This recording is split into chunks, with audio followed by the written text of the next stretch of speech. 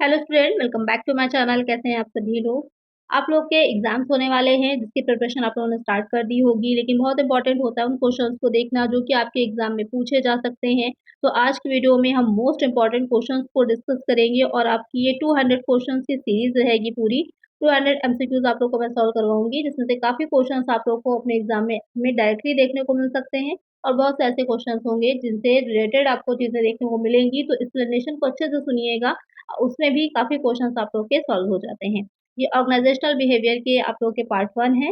इसी तरह जितने भी आपके सब्जेक्ट हैं जिनसे रिलेटेड आपके एग्ज़ाम में आएगा, वो सारे ही मैं आप लोग के लिए एमसीक्यूज़ वीडियोज़ लेकर के आऊँगी। लेकिन अगर आपको भी किसी सब्जेक्ट पर कोई वीडियो चाहिए है, तो सब्जेक्ट का नेम मुझे ज़रूर से कमेंट कर दीजिएगा कमेंट सेक्शन में।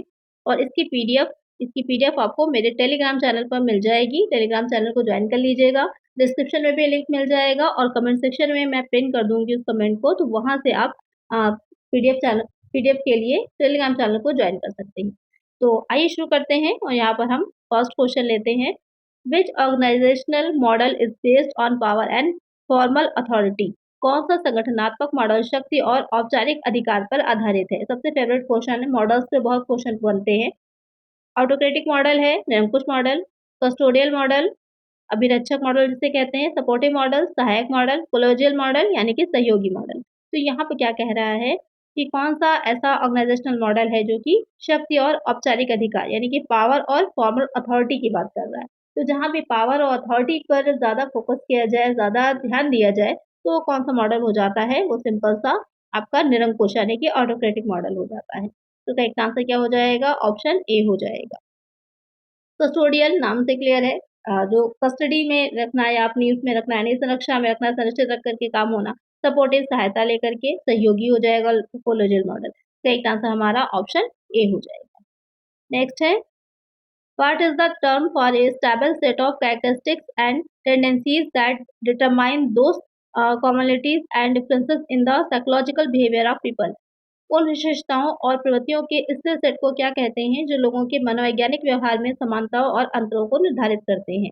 Perception, personality, motivation, attitude. तो यहाँ पर क्वेश्चन कह रहा है कि उन विशेषताओं और प्रवृत्तियों के स्थिर सेट को, तो ये किससे रिलेटेड है, जो पर्सनालिटी होती है, व्यक्तित्व होता है, उससे रिलेटेड है।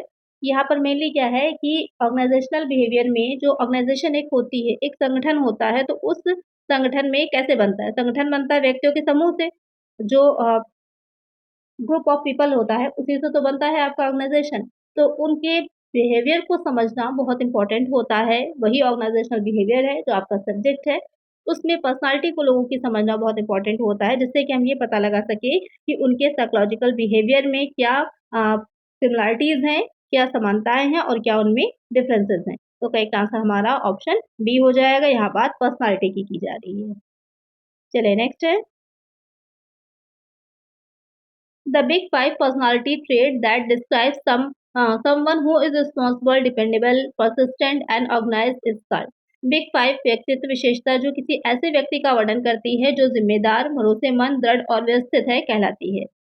एक्स्ट्रावर्जन यानी कि बहिर्मुखता, एग्रीबिलेंस यानी कि सहमतिशीलता, कंसिस्टेंस यानी कि कर्तव्यनिष्ठा, ओपनेस टू एक्सपीरियंस अनुभव के लिए खुलापन।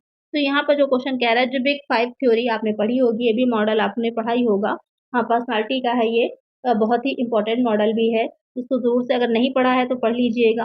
आप स्क्रीन पर देख भी रहे होंगे इसके बारे में कि बिग फाइव जो है, इसमें कौन कौन सी चीजें इंक्लूड होती हैं। तो यहाँ पर ये क्या कहलाती है जो प्रश्न है, तो ये कर्तव्यनिष्ठा कहलाती है। करेक्ट आंसर क्या हो जाएगा हमारा, ऑप्शन सी हो जाएगा। नेक्स्ट है, which of the following is an environmental factor influencing the organizational behaviour. निम्नलिखित में से कौन सा संगठनात्मक व्यवहार को प्रभावित करने वाला एक पर्यावरणीय कारक है।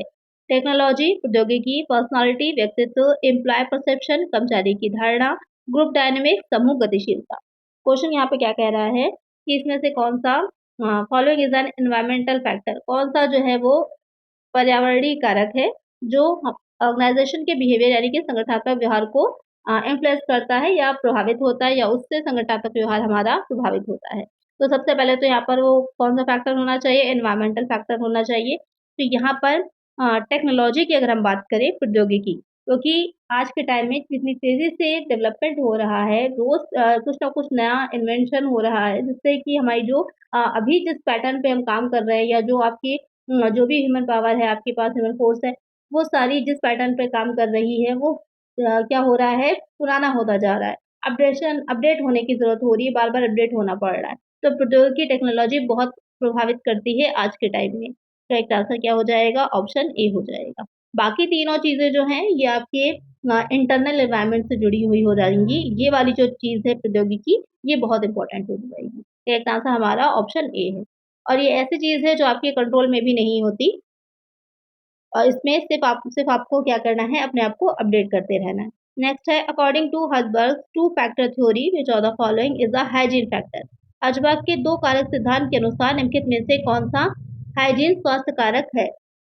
इसमें जो ये हर्ज़बर्ग की थ्योरी थी, 2 फैक्टर इन्होंने दी थी, ये किससे रिलेटेड है? मोटिवेशन से रिलेटेड हो जाएगी। अभिप्रेरणा की से रिलेटेड थी इनकी ये थ्योरी। इसमें इन्होंने 2 फैक्टर बताए थे। एक जो थे वो आपके हाइजीन फैक्टर थे और दूसरे जो थे वो आपके रिलेटेड थे, जो प्रेरणादायक चीज़ें होती हैं उनसे। तो यहाँ पर रिकॉग्निशन था, एडवांसमेंट था, कंपनी पॉलिसी एंड एडमिनिस्ट्रेशन था, ग्रोथ अपॉर्च्युनिटीज़ था। तो यहाँ पर ये किससे रिलेटेड था? ये जो हाइजीन फैक्टर है, तो ये हो जाएगा company policy and administration. Company की नीति और प्रशासन कि किस तरह की कंपनी में आप लोग को दशाएँ दी जा रही है काम करने की, किस तरह से एक होता है कि अ, मॉनेटरी उसपे आपको प्रमोट किया जा रहा है बहुत ज़्यादा, आपको अच्छी सैलरी दी जा रही है। तो उससे आप प्रभावित होते हैं या फिर दूसरा तरीका ये होता है कि उस ऑर्गनाइज़ेशन में आपको बहुत अच्छा एक कल्चर बहुत अच्छा है वहाँ का, बहुत अच्छी दशाएँ हैं काम करने की, सिटिंग अरेंजमेंट बहुत अच्छा है, वहाँ पर आपको अपना अलग-अलग केबिन मिल रहा है। ये सारी फैसिलिटीज़ प्रोवाइड कराई जा रही हैं, तो उससे आप क्या होते हैं, अगर सैलरी भी कम है तो भी आप वहाँ काम करना चाहेंगे। तो उसमें क्या होता है कंपनी की पॉलिसी और एडमिनिस्ट्रेशन किस तरह का है। तो करेक्ट आंसर हमारा ऑप्शन सी होगा। नेक्स्ट है A condition of strain on one's emotion, thought processes and physical condition is called। किसी की भावनाओं, विचारों, प्रक्रियाओं और शारीरिक स्थिति पर तनाव की स्थिति को क्या कहा जाता है? Conflict, stress, anxiety, depression. तो आज के टाइम में ऑर्गेनाइजेशन में मेंटल हेल्थ पर भी बहुत ध्यान दिया जाता है। ये भी चीज़ देखी जाती है कि जो आपके काम कर रहे हैं आपके ऑर्गेनाइजेशन में, वो सब उन सबकी मानसिक स्थिति या मानसिक स्थिति से इन सेंस होता है कि एक तनाव रहित वातावरण में अगर वो काम करते हैं, एक-दूसरे के साथ मिल कर के, तो क्योंकि जो उनका पर्सनल गोल है और जो ऑर्गेनाइज़ेशन का गोल है, जब तक वो सेम नहीं होगा, तब तक क्या होगा कि जो भी ऑर्गेनाइज़ेशन है, अपने जिस गोल से बनी है, जो टारगेट है, उसको अचीव नहीं कर पाएगी। तो इन चीज़ों पर भी बहुत ध्यान दिया जाता है। तो यहाँ पर ऐसी स्थिति को हम कहेंगे क्या? तो ऐसी स्थिति को स्ट्रेस कहा जाता है। स्ट्रेस मैनेजमेंट इसके लिए होता है, आपने पढ़ा होगा, एक एक चैप्टर है पूरा आप में। तो करेक्ट आंसर हमारा ऑप्शन बी हो जाएगा। चलिए नेक्स्ट है the cognitive component of an attitude consist of a person. एक दृष्टिकोण के संज्ञानात्मक घटक में किसी व्यक्ति के क्या शामिल होता है? Feelings, intentions, behaviours, beliefs and knowledge. यहाँ पे क्या कह रहा है? एक दृष्टिकोण के संज्ञानात्मक घटक में किसी व्यक्ति में क्या शामिल होता है? तो क्या चीज़ आ जाएगी? तो उसमें आ जाता है बिलीफ एंड नॉलेज, विश्वास और ज्ञान आता है। एक आंसर हमारा ऑप्शन डी हो जाएगा। जहाँ भी संज्ञानात्मक कॉग्निटिव की बात की जाए वहाँ पर सिंपल से नॉलेज आएगी यहाँ पर। जो कॉग्निटिव होता है उसको आप डोमेन की तरह देख लीजिए, तो मेन जो रिलेटेड होता है आपको कितना तार्किक उससे होता है पहली बात तो ज्ञान, कितना आपको ज्ञान है। एक आंसर हमारा ऑप्शन डी होगा। चलिए नेक्स्ट है when a person attributes their own characteristics to another person it is known as। जब कोई व्यक्ति अपनी विशेषताओं को किसी अन्य व्यक्ति पर थोपता है या आरोपित करता है तो इसे क्या कहा जाता है? Stereotyping, hollow effect, projection, contrast effect. तो यहाँ पर क्या कह रहा है कि एक व्यक्ति है जैसे कि कई बार ऐसा होता है। तो सिंपल से एक हम उदाहरण ले लेते हैं एग्जांपल आपके घर में ही एक बहुत अच्छा कोई पढ़ाई में बहुत अच्छा है, अच्छे से निकल रहा है, ये तो आपको कहा जाता है उसके जैसा बनो। तो हर इंसान अलग-अलग होता है, सबकी अपनी-अपनी क्वालिटीज़ होती हैं। लेकिन क्या होता है आपको बार-बार कहा जाता है उसके जैसा, कंपेयर किया जाता रहता है। तो कभी-कभी काफ़ी इरिटेटिंग भी होती है ये चीज़, इरिटेट होते हैं आप लोग इस बात से। कितने लोग होते हैं और कितने लोग के साथ ऐसा किया जाता है? कमेंट सेक्शन में बताइएगा। तो वही चीज़ यहाँ पर कही जा रही है कि जब आपको किसी का उदाहरण देकर के बार-बार कोई व्यक्ति अपना ही उदाहरण देकर के आपको वो चीज़ें थोप रहा है, तो उसको आप क्या कहेंगे? तो उसको हम कहते हैं प्रोजेक्शन करना, प्रक्षेपण। करेक्ट आंसर क्या होगा? ऑप्शन सी हो जाएगा। चलिए नेक्स्ट है, what type of conflict occurs between two individuals within an organization? एक संगठन के भीतर दो व्यक्तियों के बीच किस प्रकार का संघर्ष होता है? इंटरपर्सनल होता है, इंट्रापर्सनल, इंटरपर्सनल, इंट्रा ग्रुप या फिर इंट्रा ऑर्गेनाइजेशनल कॉन्फ्लिक्ट। तो यहाँ पर क्या हो रहा है, दो व्यक्तियों की बात हो रही है, दो लोग हैं, उनके बीच में कभी-कभी होता है आपस में नहीं बनती है। तो वही चीज़ है कि आपस में नहीं बन रही है, कोई भी रीज़न हो सकता है। तो उसको क्या कहते हैं? कि उसको हम कहते हैं इंटरपर्सनल।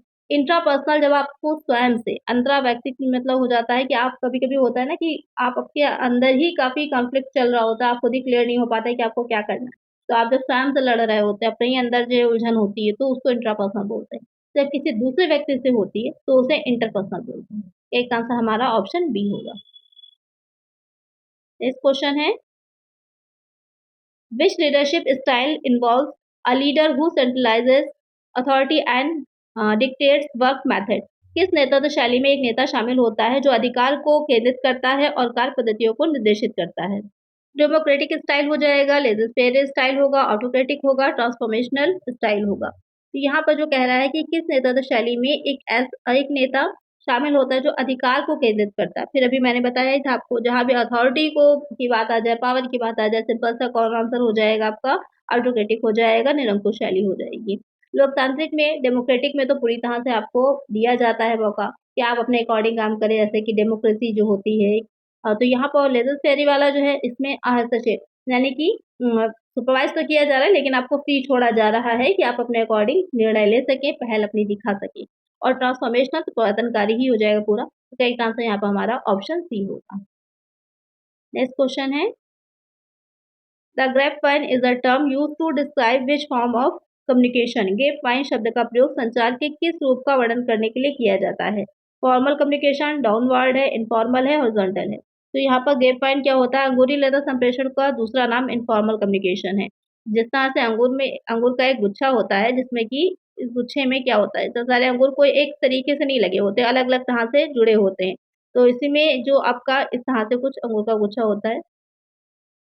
तो इसी तरह से इनफॉर्मल कम्युनिकेशन में भी क्या होता है, लोग एक से दूसरे कोई एक पैटर्न नहीं होता है कि एक से दूसरे के पास, दूसरे से तीसरे के पास इन्फॉर्मेशन आ रही। इसमें किसी भी ग्रुप में, किसी भी स्तर, किसी भी लेवल के मैनेजमेंट में या जो काम कर रहे होते हैं अलग-अलग डिपार्टमेंट में, लोगों के पास इन्फॉर्मेशन अव्यवस्थित तरीके से पहुँचती है। यहाँ पर मेन रीज़न ये भी है कि अव्यवस्थित, पूरी नहीं पहुँच रही है, अलग-अलग तरीके से पहुँच रही है, तो वो इनफॉर्मल कम्युनिकेशन कहलाता है।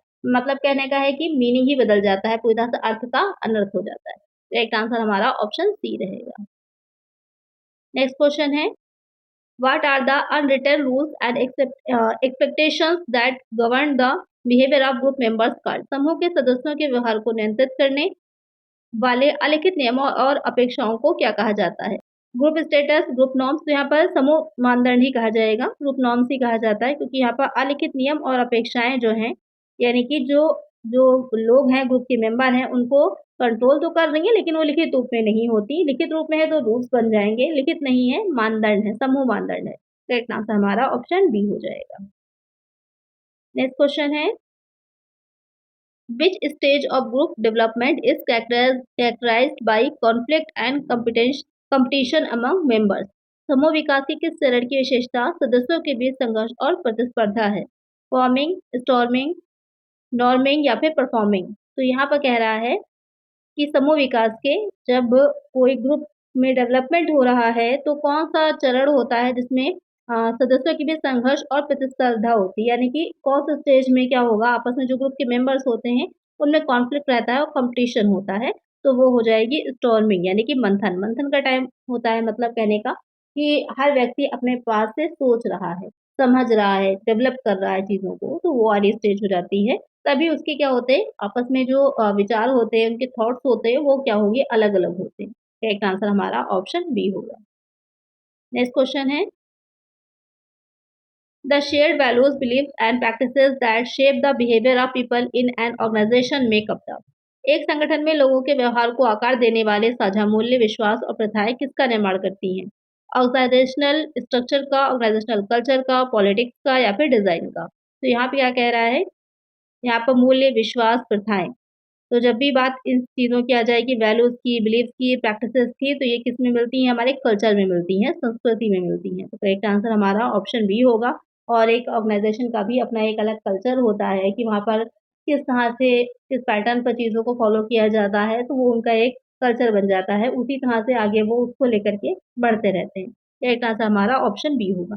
जिस तरह से हमारे इंडिया का अपना एक कल्चर है, उसी तरह से जो ऑर्गेनाइज़ेशंस होती हैं इंडिया में या अलग-अलग कंट्रीज़ में अलग-अलग होती हैं, उनका भी अपना एक कल्चर होता है।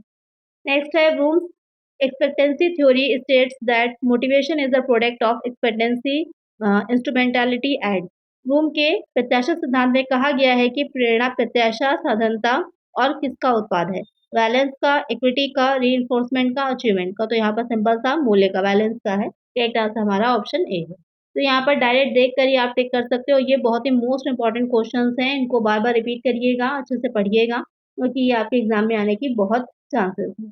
नेक्स्ट है the process of deliberately dividing work into distinct task and assigning them to individuals is called.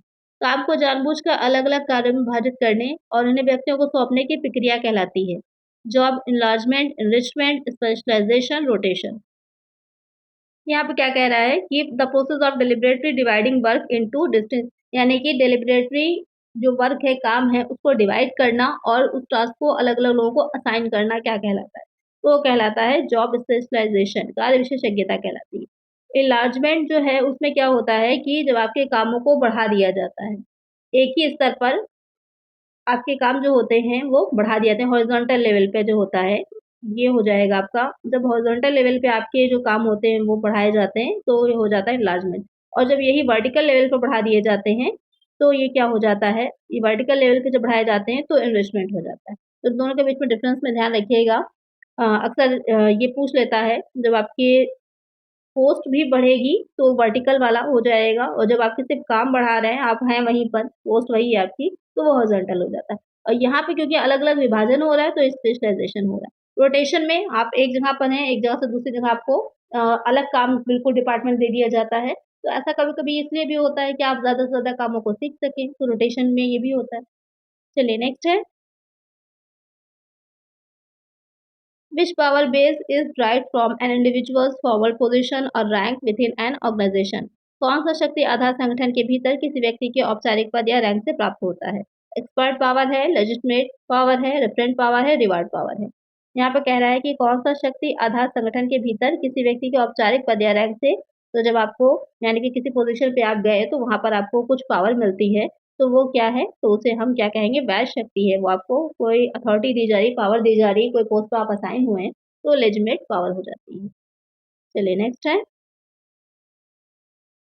The phenomenon where individuals expend less effort when working collectively than when working individually is called। वह घटना जिसमें व्यक्ति अकेले काम करने की तुलना में सामूहिक रूप से काम करते समय प्रयास करते हैं कहलाती है group thinking, social looping, synergy या फिर ग्रुप शिफ्ट। तो यहाँ पे क्या कह रहा है कि वो घटना, वो इंसिडेंट जिसमें व्यक्ति अकेले काम करने की तुलना में सामूहिक रूप से काम करते समय कम प्रयास करते हैं, यानी कि आप मिल करके काम कर रहे हैं लेकिन तब भी आपका प्रयास क्या एफर्ट कम कर रहे हैं आप, तो क्या कहलाता है? वो उसे हम सोशल लोफिंग कहते हैं, सामाजिक सुस्ती। एक आंसर ऑप्शन बी होगा, जो कि हम इंस्टाग्राम पे करते हैं टाइम वेस्ट, मिल करके सब लोग।